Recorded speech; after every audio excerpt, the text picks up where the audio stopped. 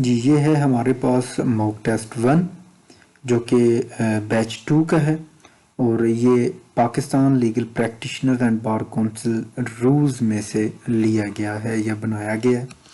तो बेसिकली मैं आप लोगों को यहाँ पे बता दूं कि जो लास्ट टाइम लॉग आउट हुआ है 30 मई 2021 को, उसके अंदर जो एग्जामिनर था उसने थोड़ी सी चेंजिंग की। उसने चेंजिंग ये की कि इससे पहले जो लॉग आउट के टेस्ट होते थे उसके अंदर वो लीगल एथिक्स वाले पोर्शन में से जस्ट थ्योरी पूछता था।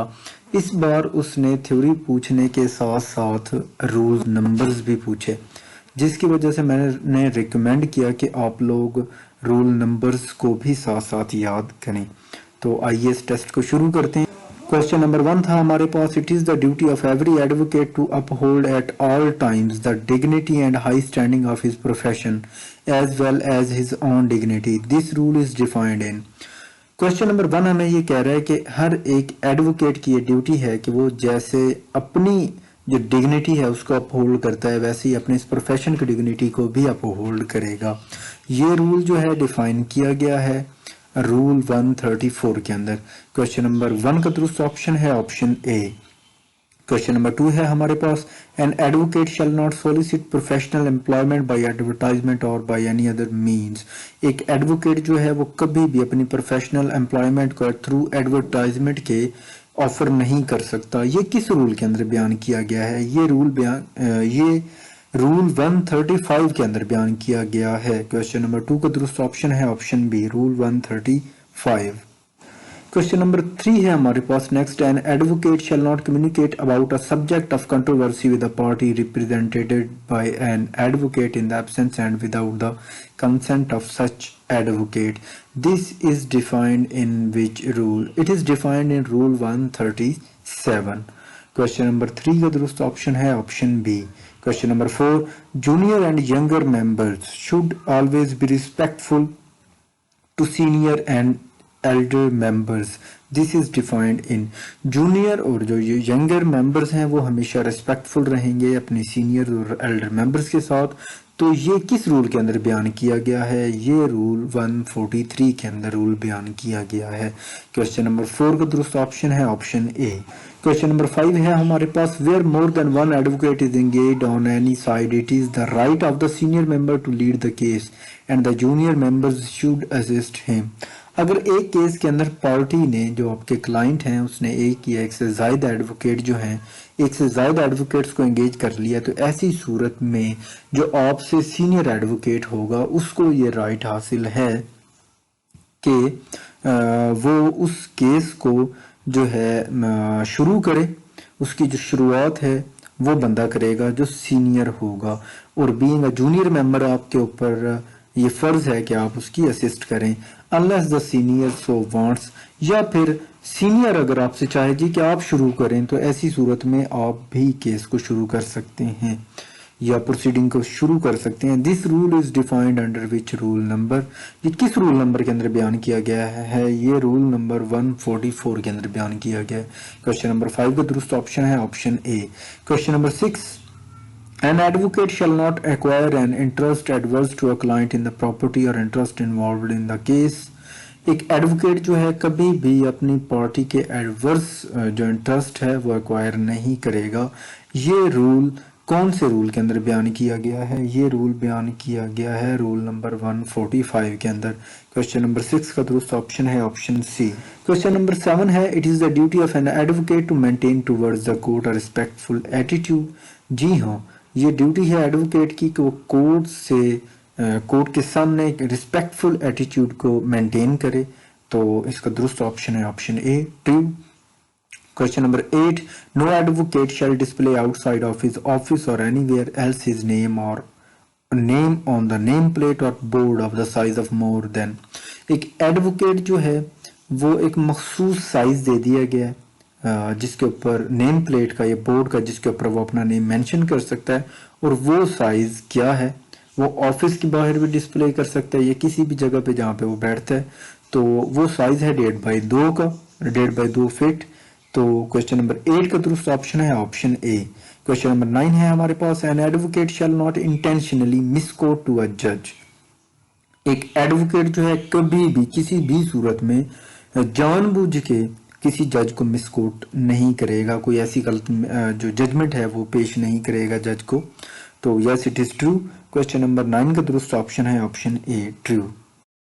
नेक्स्ट जी हमारे पास है question number 10। The lawyer can seek for adjournment only to.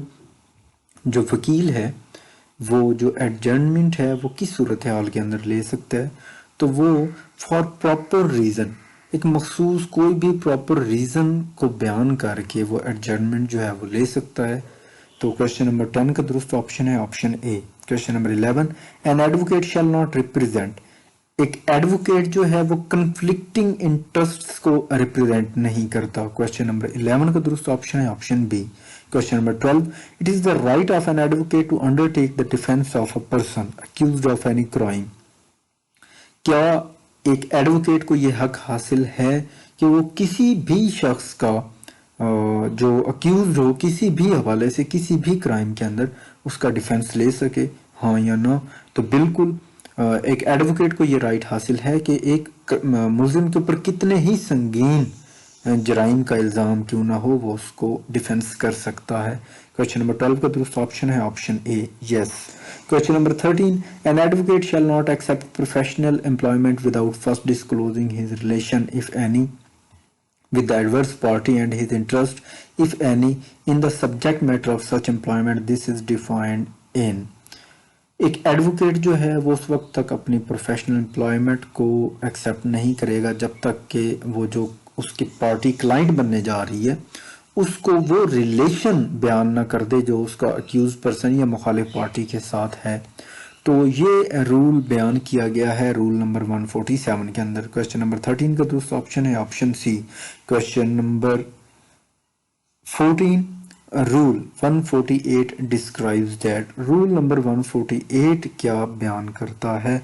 Rule number 148 बयान करता है an advocate shall not represent conflicting interests, कि कोई भी एडवोकेट कन्फ्लिक्टिंग इंटरेस्ट्स को रिप्रेजेंट नहीं करेगा। क्वेश्चन नंबर 14 का दुरुस्त ऑप्शन है option A. Question number 15, an advocate shall not advise a person whose testimony could establish or tend to establish a material fact to avoid service of process or conceal himself or otherwise to make his testimony unavailable. Above said rule is defined in। यहाँ पे एक rule बयान किया जा रहा है कि कोई भी एडवोकेट जो है किसी भी ऐसे पर्सन को जिसकी टेस्टिमनी अदालत के अंदर होनी हो या कोई मटेरियल फैक्ट उसने बयान करना हो तो उसको ये नहीं कहेगा जी कि आप खुद को छुपा लें या गवाही पे ना आए या खुद को अनअवेलेबल कर लें। तो ये रूल जो है रूल नंबर 160 के अंदर बयान किया गया है। क्वेश्चन नंबर 15 का दुरुस्त ऑप्शन है ऑप्शन ए 160। क्वेश्चन नंबर हमारे पास जी नेक्स्ट है question number 16, an advocate shall not intentionally misquote to a जज, judicial officer or jury the testimony of witness, the argument of the opposing advocate etcetera. कि यहाँ पे यही बात की जा रही है कि एडवोकेट जो है जानबूझ के जज को मिसकोट नहीं करेगा, गलत बात नहीं करेगा, कोई गलत जजमेंट नहीं देगा, जानबूझ के वो कोई ऐसा काम नहीं करेगा। Above said rule is given in which rule number, ये रूल नंबर 161 के अंदर बयान किया गया है। क्वेश्चन नंबर 16 का दुरुस्त ऑप्शन है option C. Question number 17, the primary duty of an advocate engaged in public prosecution is not to convict but to see that justice is done. Primary जो ड्यूटी है एडवोकेट की वो ये नहीं है पब्लिक प्रोसिक्यूशन के अंदर कि किसी भी शख्स को सजा हो गई तो कहानी खत्म, नहीं, बल्कि उसका काम ये इस चीज को भी मद्देनजर रखना है कि जस्टिस हो रहा हो, इंसाफ हो रहा हो। ये जो रूल है ये किस रूल के अंदर बयान किया गया है? तो ये रूल नंबर 163 के अंदर बयान किया गया है। क्वेश्चन नंबर 17 का दुरुस्त ऑप्शन है ऑप्शन ए। क्वेश्चन नंबर 18 है हमारे पास, will use its previous designation or post such as retired judge, retired justice, ex-attorney general, etc. during the period of his advocacy at any time। यहाँ पे कहा यह जा रहा है कि क्या कोई एडवोकेट जो है अपनी प्रीवियस डेजिग्नेशन, जैसे कि अगर वो कोई जज रहा हो, कोई रिटायर्ड जस्टिस हो, कोई एक्स अटॉर्नी जनरल रहा हो, तो ड्यूरिंग एडवोकेसी क्या इस चीज को अपने नाम के साथ वो लिख सकता है या यूज कर सकता है ड्यूरिंग द एडवोकेसी? तो no advocate will use its previous designation. किसी भी सूरत में कोई भी एडवोकेट जो कि माजी में रिटायर्ड जज रहा हो या एक्स अटॉर्नी जनरल रहा हो या कोई जस्टिस रहा हो, तो अपने नेम के साथ during the time of advocacy वो इस चीज़ को मेंशन नहीं कर सकता। क्वेश्चन नंबर 18 का दुरुस्त ऑप्शन है option B. Question number 19, an advocate shall not join any business, other profession or servant in any government or private autonomous bodies. जी हाँ, एक एडवोकेट ना तो खुद को किसी बिजनेस के साथ जोड़ सकता है, किसी प्रोफेशन के साथ जोड़ सकता है, और ना ही गवर्नमेंट या सेमी गवर्नमेंट के किसी इदारे में या ऑटोनमस बॉडीज के अंदर वो खुद को एज अ एम्प्लॉय रजिस्टर करवा सकता है या उनको ज्वाइन कर सकता है। जी हाँ, वो किसी किस्म की ऐसा कोई बिजनेस या ऐसी जॉब नहीं कर सकता विदाउट एडवोकेसी। क्वेश्चन नंबर 19 का दुरुस्त ऑप्शन है option A, yes. Question number 20, canons of professional conduct and etiquette for lawyers are outlined by. ये जो कैनन्स हैं, प्रोफेशनल कंडक्ट्स हैं, एटिकेट्स हैं लॉयर्स के हवाले से, ये आउटलाइन किए हैं पाकिस्तान बार काउंसिल ने। क्वेश्चन नंबर 20 का दुरुस्त ऑप्शन है option C. Question number 21, an advocate must be honest and loyal citizen, yes, an advocate must be honest and loyal citizen. Question number 22, an advocate professional capacity when appear before an officer, board, committee or body. An advocate shall disclose professional capacity. एक advocate कहीं पे भी पेश होगा, किसी भी officer के सामने, किसी भी ऑफिस में, किसी बोर्ड के सामने, किसी कमेटी के सामने या किसी बॉडी के सामने, तो ऐसी सूरत में सबसे पहले वह डिस्क्लोज करेगा कि he is an advocate. So question number 22 का दुरुस्त ऑप्शन है option B. Question number 23, an advocate shall not accept employment in a matter in which he serves judicial capacity or in investigation. एक advocate जो कोई भी ऐसा case accept नहीं करेगा, एम्प्लॉयमेंट कबूल नहीं करेगा उस मैटर के अंदर जिसके अंदर वो जुडिशियल कैपेसिटी के अंदर सर्व कर चुका हो, उस केस के अंदर या इन्वेस्टिगेशन के अंदर सर्व कर चुका हो, तो उसके अंदर वो खुद को दोबारा से एंगेज एज एन एडवोकेट नहीं करेगा। क्वेश्चन नंबर 23 का दुरुस्त ऑप्शन है option A, yes. Question number 24, an advocate shall not advise the people to. एक बीइंग एन एडवोकेट आप कभी भी लोगों को लॉ की वायलेशन के हवाले से एडवाइज नहीं करेंगे और ब्रीच लॉ को ब्रीच करने के हवाले से एडवाइज नहीं करेंगे। क्वेश्चन नंबर 24 का दुरुस्त ऑप्शन है option C. Question number 25, an advocate shall not accept employment और prosecute a case in a purpose of. एक एडवोकेट का जो मकसद ये नहीं होना चाहिए जब वो कोई भी केस एक्सेप्ट कर रहा हो कि उस मैटर को डिले करने के लिए भी एज एडवोकेट जा रहा है उस मैटर को। तो क्वेश्चन नंबर 25 का दुरुस्त ऑप्शन है ऑप्शन बी।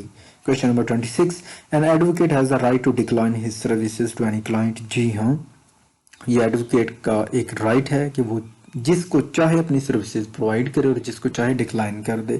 क्वेश्चन नंबर 26 का दुरुस्त ऑप्शन है option A, yes. Question number 27, if an advocate is counsel in a case and he is also witness in it. एक एडवोकेट जो है किसी केस के अंदर एज अ काउंसिल भी सर्व कर रहा है और उसी केस के अंदर वो विटनेस भी है, तो ऐसी सूरत में he must appear as witness before court when required. जब भी कोर्ट उसको बुलाएगी वो अपीयर होगा। क्वेश्चन नंबर 27 का दुरुस्त ऑप्शन है option C. Question number 28, clients are the litigants not advocates. Question number 28 का जो दुरुस्त ऑप्शन है वो है ऑप्शन ए। जो दुरुस्त है कि क्लाइंट्स जो हैं वो लिटिगेंट्स हैं, एडवोकेट्स लिटिगेंट्स नहीं हैं, लिहाजा आप लोग अपने माबैन आपस में मोहब्बत और एहतराम का जो रिश्ता है वो कायम रखें, एक दूसरे से बदतमीजी ना करें। Question number 29, an advocate shall not purchase property which is in judicial sale in an auction in which he had been engaged to conduct the case. एक एडवोकेट जो है ऐसी प्रॉपर्टी नहीं खरीदेगा जो जुडिशियल ऑक्शन होने जा रही हो, उस केस की प्रॉपर्टी जिस केस के अंदर वो एंगेज रहा हो, सो वो ऐसी प्रॉपर्टी नहीं खरीदेगा। क्वेश्चन नंबर 29 का दुरुस्त ऑप्शन है option A. Question number 30, a lawyer is guilty of breach of clients faith where he. कौन सी जगह के ऊपर लॉयर आके गिल्टी होता है ब्रीच ऑफ क्लाइंट्स फेथ का? When he disclose the information to the other side, जब वो एक बात जो है दूसरी पार्टी को डिस्क्लोज कर दे तो ऐसी सूरत में वो क्लाइंट का फेथ ब्रीच कर देता है। क्वेश्चन नंबर 30 का दुरुस्त ऑप्शन है option C. Question number 31, a lawyer is to treat the adverse witness fairly. 31 का दुरुस्त ऑप्शन है option A. Question number 32, after accepting vakalatnama a lawyer can discontinue to appear after obtaining proper discharge. Vakalatnama accept करने के बाद और अदालत में जमा करवा देने के बाद वो जो एडवोकेट है वो प्रॉपर डिस्चार्ज करके खुद को डिसकंटिन्यू कर सकता है उस केस से। क्वेश्चन नंबर 32 का दुरुस्त ऑप्शन है option B. Question number 33. If opposing counsel is not present, then advocate shall not communicate with judge. अगर अपोजिंग काउंसिल मौजूद ना हो तो एडवोकेट जो है वो उस केस से रिलेटेड जो है जज से गुफ्तगू नहीं करेगा, बल्कि दूसरे जो अपोज्ड काउंसिल है उसके आने का वेट करेगा। Question number 34, an advocate is bound to give copies of written statement and etcetera which he files in court to. एक एडवोकेट कोई भी रिटन स्टेटमेंट अगर फाइल कर रहा है या कोई भी और चीज़ वो जो कोर्ट के अंदर दे रहा है, कोई एप्लीकेशन है उस केस से रिलेटेड, तो उसकी जो कॉपी है वो अपोज्ड काउंसिल को देना लाजमी है। क्वेश्चन नंबर 34 का दूसरा ऑप्शन है option C. Question number 35, can advocate offer this services through advertisement? No, एक एडवोकेट जो है थ्रू एडवर्टाइजमेंट अपनी सर्विसेज जो है वो ऑफर नहीं कर सकता। 35 का दूसरा ऑप्शन है option B. Question number 36, for an advocate, is it necessary to enroll himself in Pakistan Legal Practitioners and Bar Council's Rules 1976? Yes, it is necessary. Question number 36 का दूसरा ऑप्शन है option A. Question number 37, is there any bar to use professional cards and name plates? No. आप advocates के ऊपर कोई बार नहीं है कि वो अपने प्रोफेशनल कार्ड या नेम प्लेट इस्तेमाल करें, वो बिल्कुल कर सकते हैं। क्वेश्चन नंबर 37 का दूसरा ऑप्शन है option B. Question number 38, advocate shall not accept professional employment order to him as a result of an unlicensed person. Question number 38 का दूसरा ऑप्शन है option C. Question number 39, these rules में be called the. ये जो rules हैं ये क्या कहलाते हैं? ये कहलाते हैं Pakistan legal practitioners and bar councils rules 1976। Question number 39 का दूसरा ऑप्शन है option A. Question number 40, the term etiquette refers to the pattern of. जो टर्म एटिकेट्स है ये बिहेवियर को जो है रेफर करता है। क्वेश्चन नंबर 40 का दूसरा ऑप्शन है option A. Question number 41, an advocate should behave himself as an officer of the court. Question number 41 का जो राइट आंसर है वो है ऑप्शन सी। क्वेश्चन नंबर 42 है हमारे पास, it is the duty of advocate to appear in court when a matter is called and if it is so possible to make satisfactory alternative arrangements. This is defined by rule number 166. Question number 42 का दूसरा option है option A. Question number 43, an advocate shall not accept employment to prosecute or defend a case out of spite or for the purpose of harassing anyone or delaying any matter. This is defined in rule number 168. So question number 43 का दूसरा option है option C. Question number 44, rule 170 is defined as। जो rule 170 है ये defined कैसे इसको define किया गया है? An advocate must decline to conduct a civil cause or to make a defense when convinced that it is intended merely to harass or to injure the opposite party or to work any oppression or wrong. Question number 44 का दूसरा option है option C. Question number 45, an advocate should not accept employment as an advocate in any matter upon the merits of which he has previously acted in a judicial capacity. This rule is defined in rule number 174. Question number 45 का दूसरा option है option सी।